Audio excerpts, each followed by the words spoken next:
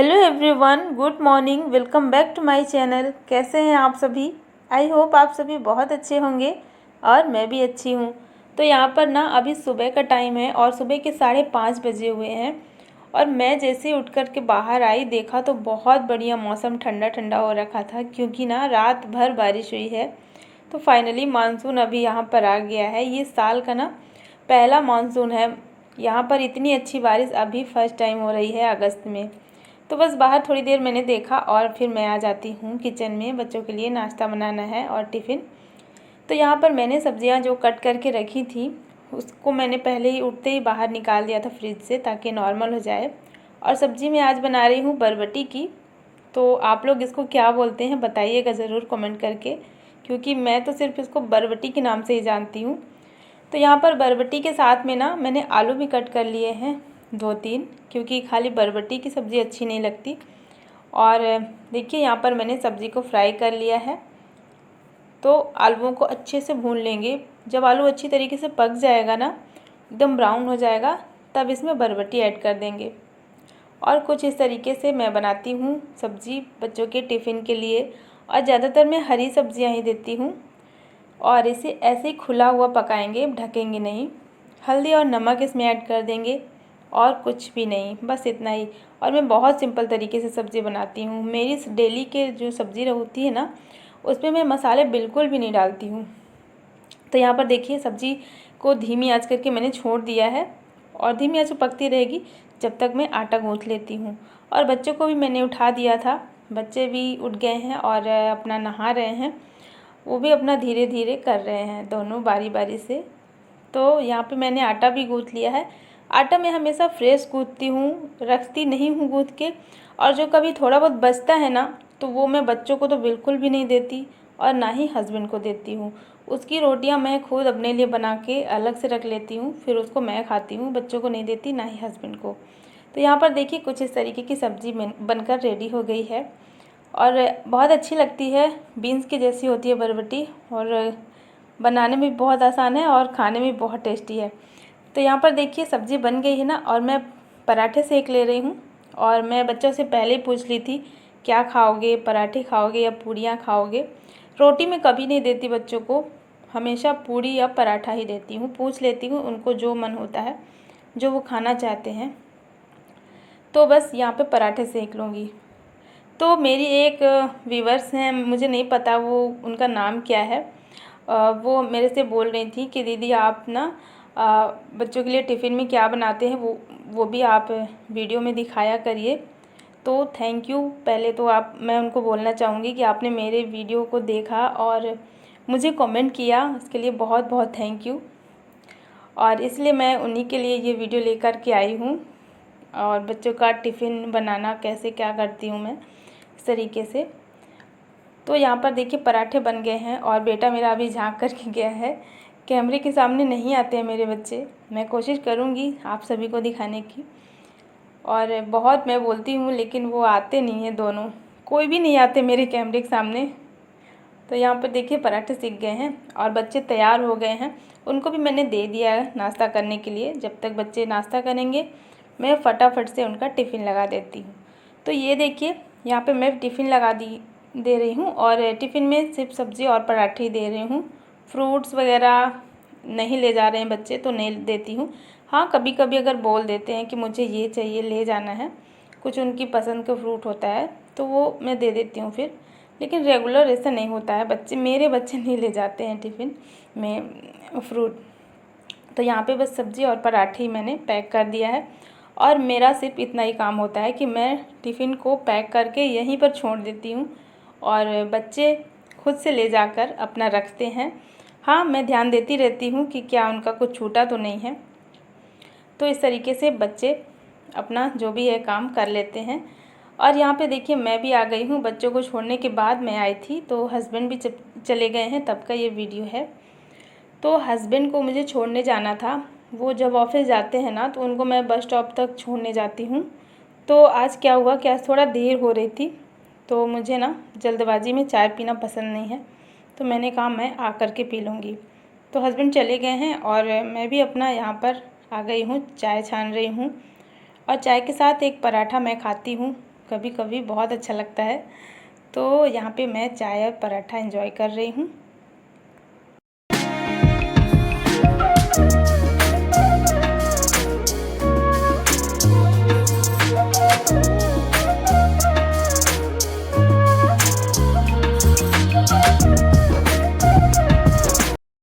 और बस चाय मैंने पी ली है। थोड़ा सा अपना देख रही थी कि आज मुझे क्या करना है।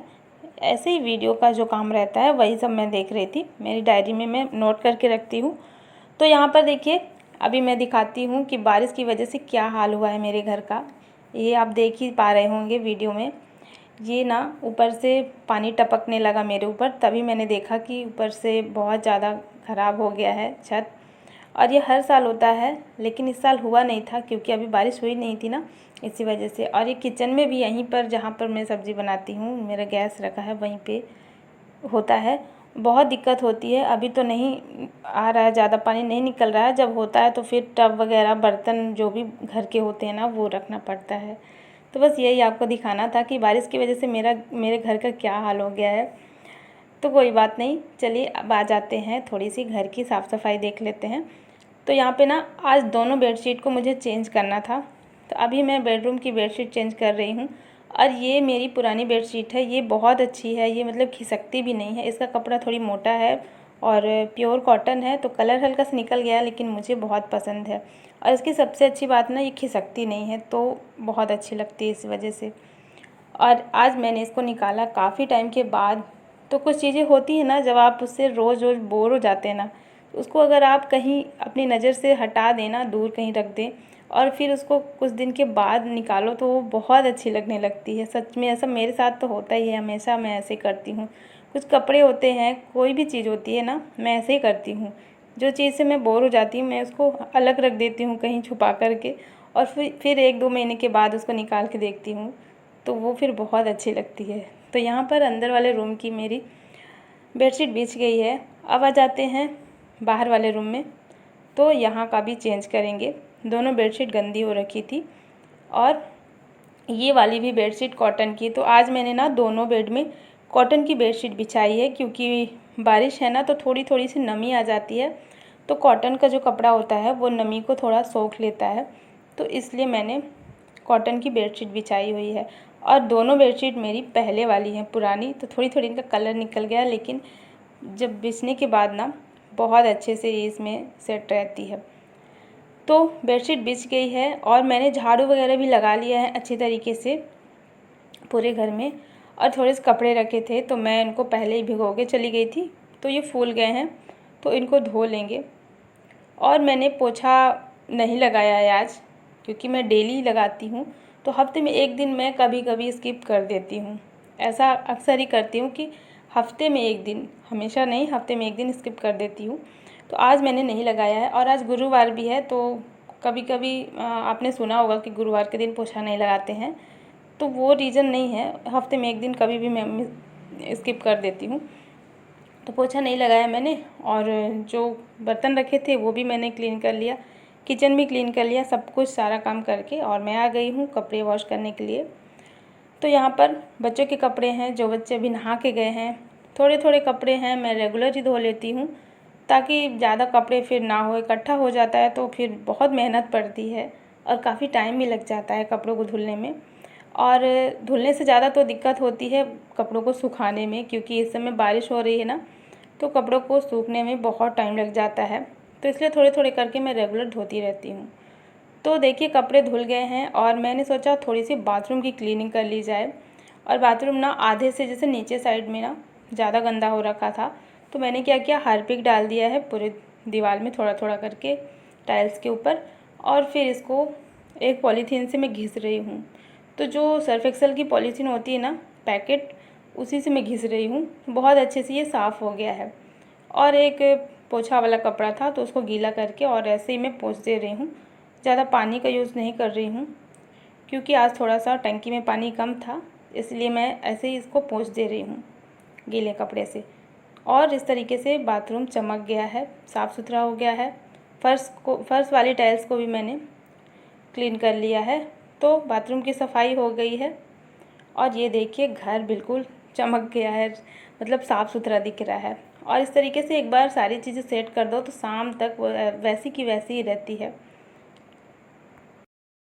तो बस अभी इस टाइम पे मैं भी नहा करके आ गई थी और मेरा सारा काम हो गया है। मैं खाना वगैरह बनाऊंगी, दोपहर में लंच बनाऊंगी, दाल चावल, बच्चे आ जाएंगे।